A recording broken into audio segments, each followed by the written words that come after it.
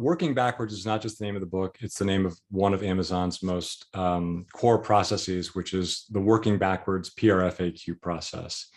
This is a process that the company developed in around 2004, 2005, and it was a specific solution to a specific problem. The problem was, how should we go through the process of innovation to decide of the many, many things we could build. In this case, this was the digital media group that had just formed. What should we build in digital media? This was a process we came up with to actually answer that question. So the way the process works is that the first thing you do is you write a press release. And the press release is really directed towards consumers, the audience, as well as, of course, the media, who then reflect that information to the press.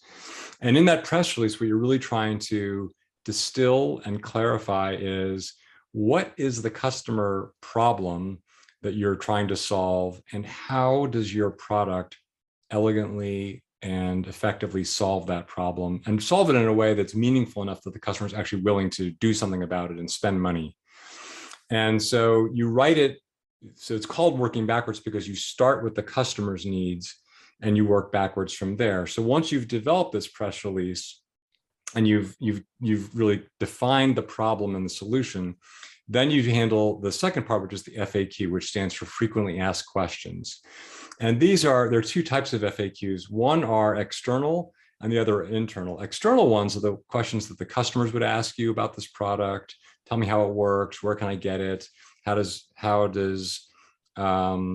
I upgrade it, et cetera, as well as the questions the press would ask you. And then the internal FAQs are the questions you would get from within inside the company, like the financial questions. What are the unit economics of this business? What is the total addressable market?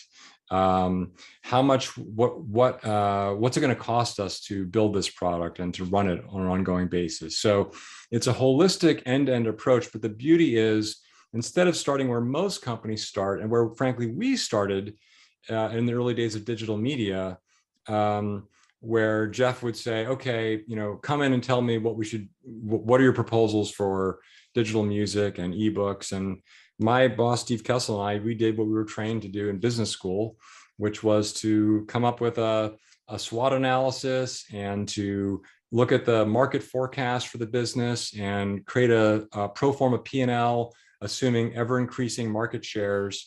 And we would bring in these well-constructed spreadsheets and analyses to Jeff, and he would look at them and they would look up at us and say, where are the mock-ups?